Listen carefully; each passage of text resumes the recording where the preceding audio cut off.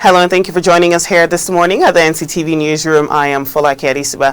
We'll start with your headlines. Buhari promises more investment in health sector, and Senate to debate planned withdrawal of $1 billion from excess crude account. In business news, customs generate 1 trillion naira revenue in 2017.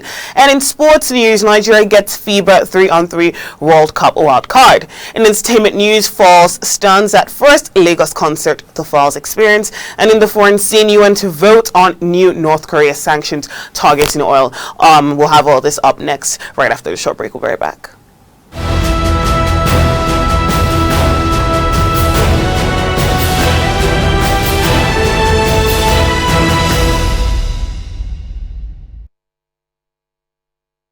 Welcome back. We're going to go right ahead and take the news in full now.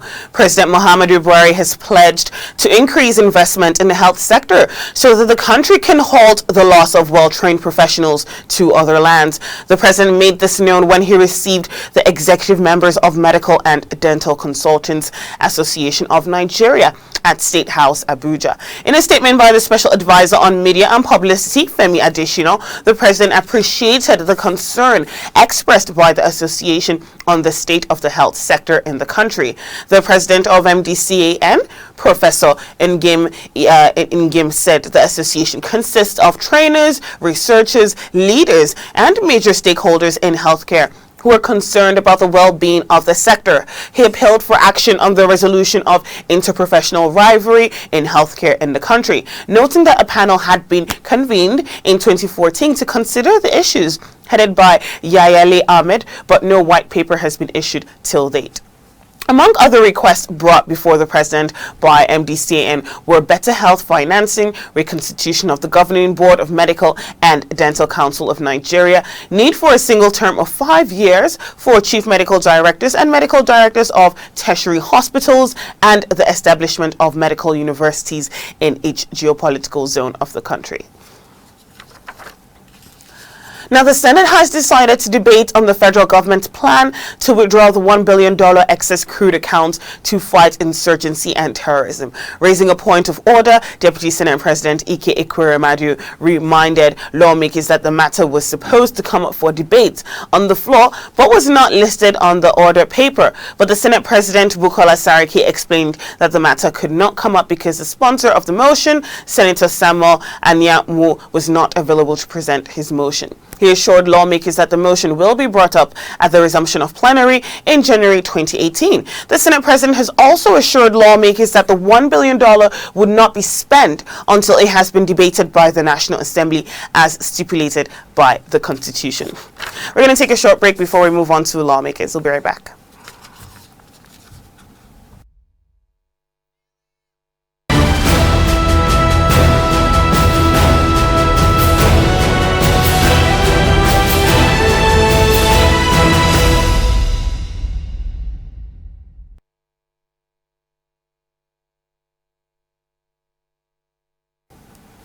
Welcome back. We're still on the lawmakers. The House of Representatives has adjourned the public hearing on the ceding of the nation's waterways to some foreign companies till January 9th, 2018. The hearing was adjourned after the proceedings, which lasted for about 30 minutes at the National Assembly in Abuja, Nigeria's capital. The House Committee on Public Petitions, led by Honorable Nkem Obota Uzoma from Abia State, is probing the planned $195 million concession of the nation's waterways to foreign companies.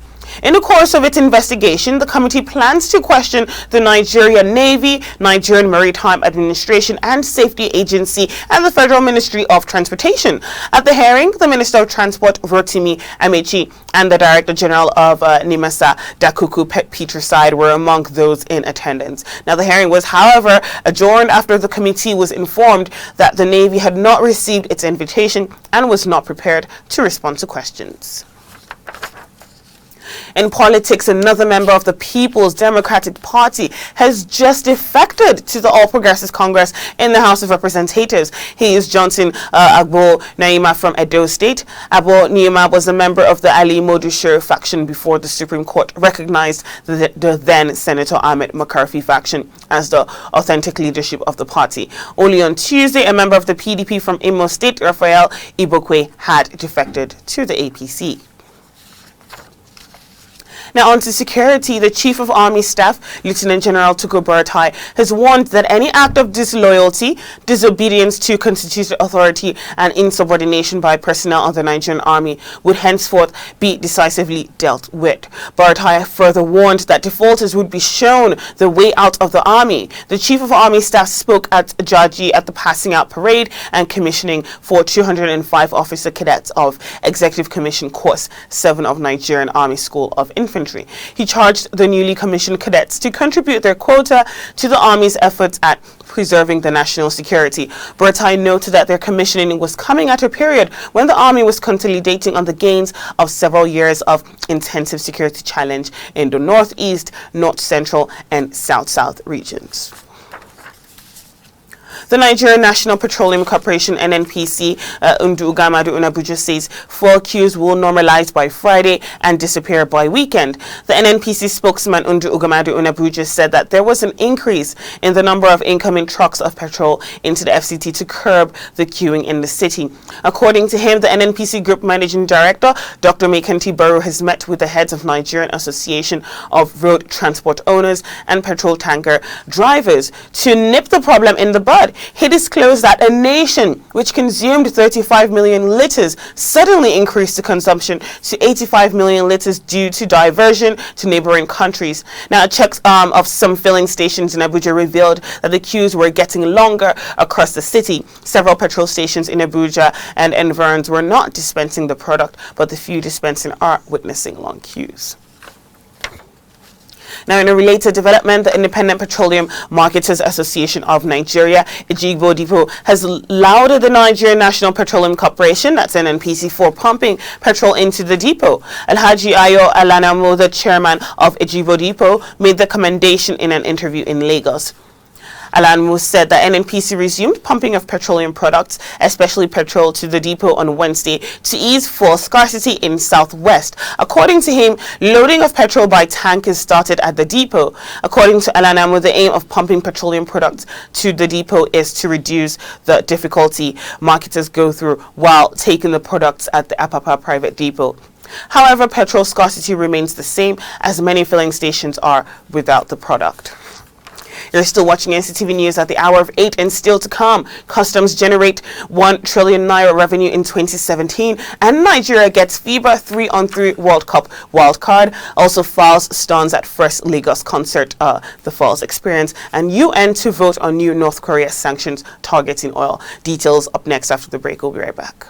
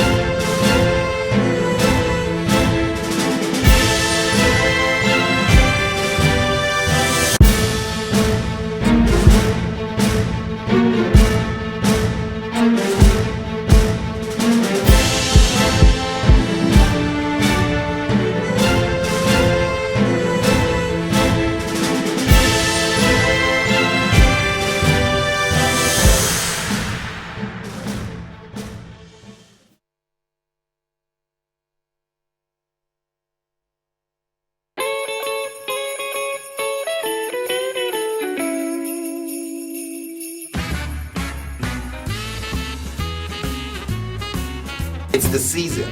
It's the season. It's the season.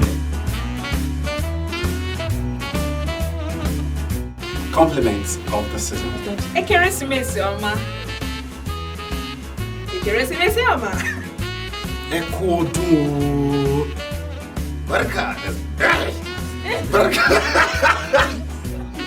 Barka da bikin Kirsimeti.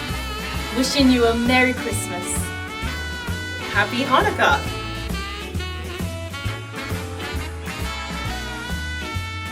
Happy holidays And blessings from NCTV. Knowledge is power, and so on the rich, meet inspiring, reputable individuals who've climbed up the ladder of success, but not without trials and tribulations and battles along the way. Listen to their stories, find out the role they play in our society. Be inspired as we get out of them what our viewers truly need to know to reach those heights. Folake Adesugba, getting the answers that help you make sense of the journey. Fascination made me want to study. Who's next on the seat?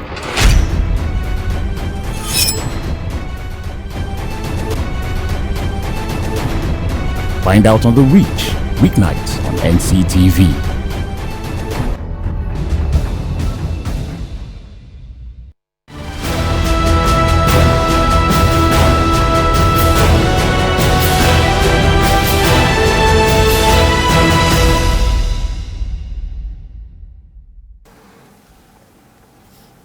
Welcome back. We're moving into business news now. The Nigeria Customs Service recorded its highest revenue collection ever, with a total generated revenue of 1.01 trillion naira in the 2017 fiscal year.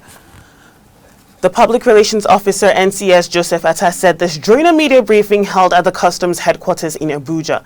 Atta, who described the revenue performance as spectacular, noted that the 1.01 trillion naira was collected with about 5 working days to end of the 2017 fiscal year.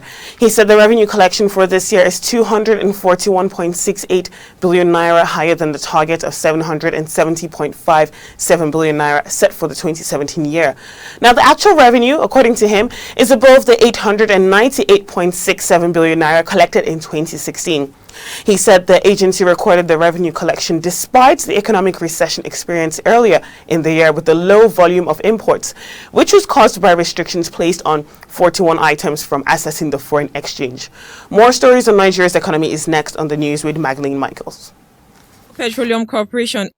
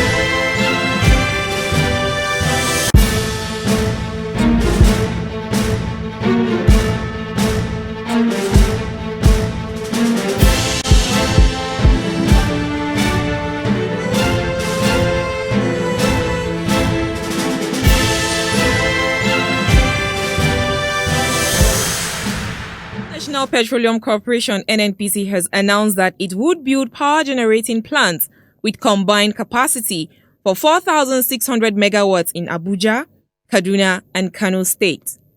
It said the resolve to invest in the power plant was due to the recently approved contract for the construction of the Ajaokuta Abuja Kaduna Kano gas pipeline, also known as the AKK pipeline. The group managing director NNPC Maikanti Barrow, who disclosed this during a courtesy call on him in Abuja by the Niger State Governor Abubakar Bello, noted that the corporation, in partnership with private investors, would build the power generating plants to support the federal government's efforts to provide stable electricity across the country. The existing fiscal term in the Nigeria's oil and gas sector are not strong enough to attract investors into the country, a report by the Nigerian Natural Resource Charter has revealed.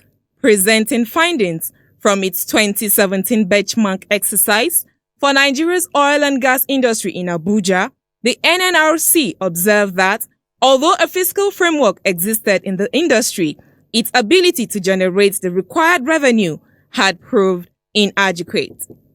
The program coordinator NNRC, Tangi George Ikoli, stated that the presentation released by her organization was a prelude to the actual unveiling of the 2017 benchmark exercise report reflecting changes in the management of Nigeria's oil and gas resources since 2014. Italian giant Eni and fellow petroleum company Shell will stand trial in Italy over allegation of bribery and corruption in the 2011 purchase of an offshore oil block in Nigeria. A judge in Milan ordered Eni, Shell, and key stakeholders such as Eni's chief Claudio Descalzi and his predecessor Paolo Scaroni to stand trial in proceedings to begin March 5, 2018.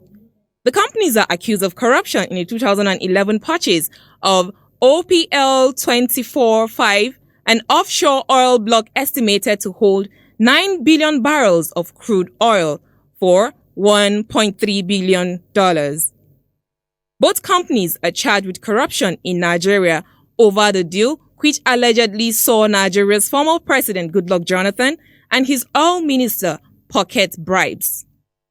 On the foreign exchange rates for today, the naira is trading 306 naira 15 kobo to the US dollar, 362 naira 42 kobo to the euro, and 410 naira 2 kobo to the British pound. That's our package on Business News today. I am Magdalene Michael.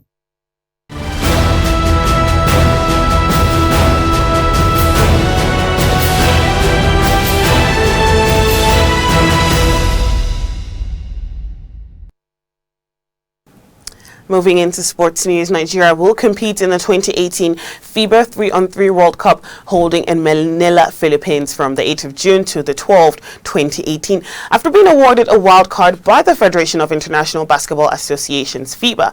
Now, this latest decision was relayed through a letter to the Nigeria Basketball Federation under the leadership of engineer Musa Kida by FIBA 3-on-3 development manager Robert Riblinga, the 3-on-3 team captained by Abdul Yaria, to their first FIBA Africa 3-on-3 Nations Cup title in Lomé. Togo recently were deemed to be in good standings to be awarded the wild card. Nigeria is currently ranked 5th in Africa and 67th in the world and will be making their first appearance at the world stage in the history of the 3-on-3 World Cup, which started in 2017 and held in Nantes, France.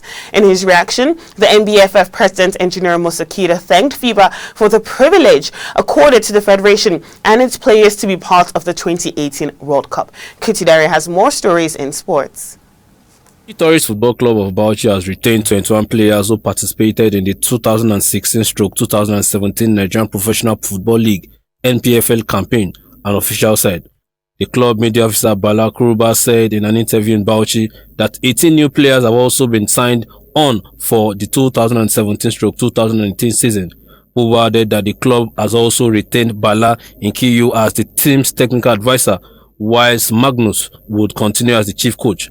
He said the club dropped 10 of its former players, while 2 others left on their own. Kuba, who is also the vice chairman of Sport Writers Association of Nigeria, SWAN Bauchi chapter, said the club had paid the player sign-on fee and have started receiving their salaries from November. He expressed confidence that the club's bunch of talented players will put the club in a better position to compete favorably for the league title this season. The club media officer said the management was ready to work with all stakeholders, particularly the media, to project the good image of the team and Bauchi State. Nasarawa United goalkeeper Suraju Ayileso said he's excited by his call-up to the Super Eagles for the African Nations Cup Championship camp in Abuja. Suraju was invited on Wednesday by the Nigerian assistant coach Salisu Yusuf alongside Plateau United Tosin Omoyele and Sadiq Yusuf. He will join 3 other goalkeepers in Abuja training camp of the home-based Eagles, Ikechukwu Ezenwa, Dele Ajiboye and Theophilus Afekal, as the team step up preparation for the 2018 CHAN in Morocco. Suraju kept the most clean sheets, 16, in the Nigerian Professional Football League, told newsmen that he was not expecting the call.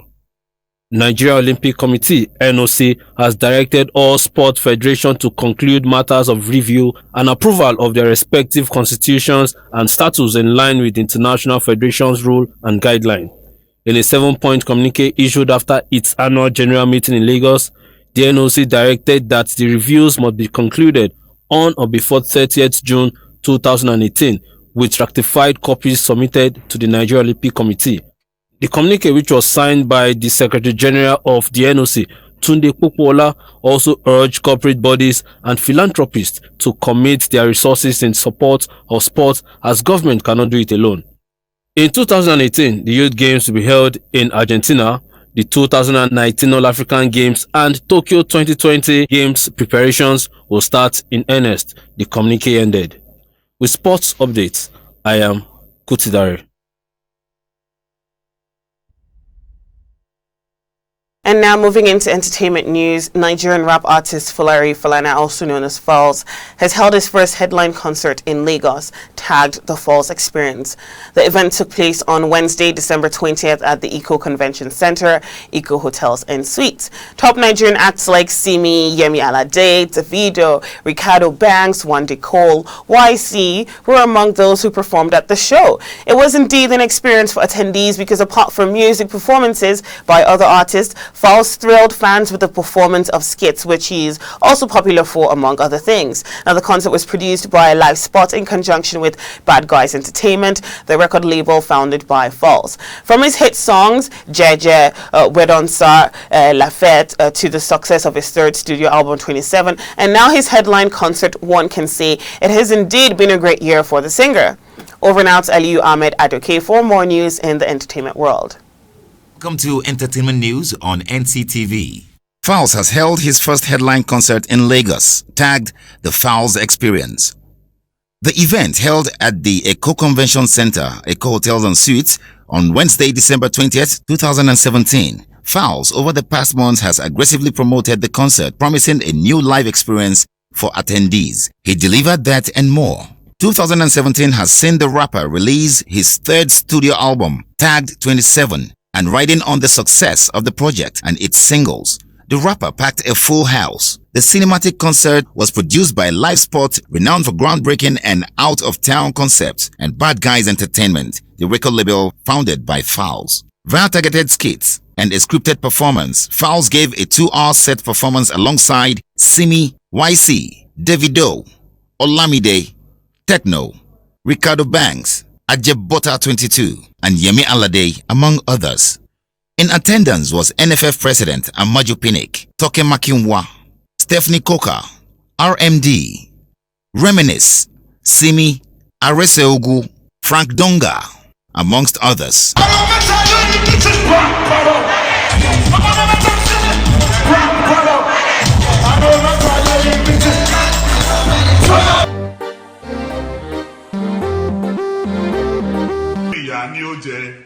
Àjẹkún ìyà ni ó jẹ, àjẹkún ìyà ni ó jẹ, ẹni tí ò tó ní nà tí ń dènà dé ní. Àjẹkún ìyà ni ó jẹ, àjẹkún ìyà ni ó jẹ, àjẹkún ìyà ni ó jẹ, ẹni tí ò tó ní nà tí ń dènà dé ní. Àjẹkún ìyà ni ó jẹ. Catch of Signature Records recently released the visual of his most talked about and controversial single, Dino, which actually also features the senator, Dino Melaye. The video was directed by one of the most talented and creative directors in the industry, Director Lenz, and it is everything to write home about. Dino, Melaye, Koshi, Mirai, drop top, roof top, now we jumping out the beds.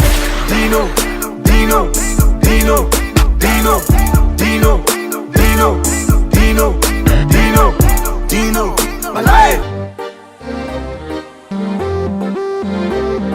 And in the movies, The Wedding Party 2, Destination Dubai, reportedly raked in 20 million naira on its opening day.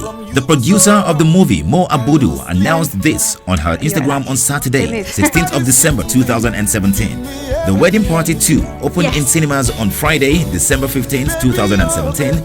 The world premiere held on Sunday, the 10th of December 2017 at Eco Hotels and Suites, Lagos. The event had Mo Abudu, Banky W, Adesugba, Eina Nwigwe, Ireti Doyle, Patience Ozokwo, Florence Itagiwa, Omoni Oboli, Beverly Naya, Niyi Akimolayan, AY Mokun, among others in attendance. The wedding party too also tries to portray Nigeria and Nigerians in a good light, humorously displaying certain negative perceptions. Yes. Baby, oh baby, you're like medicine to me.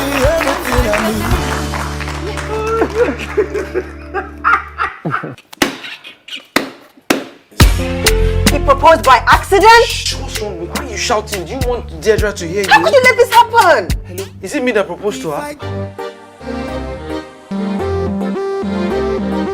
That's it on Entertainment News. I am Aliyu Ahmed at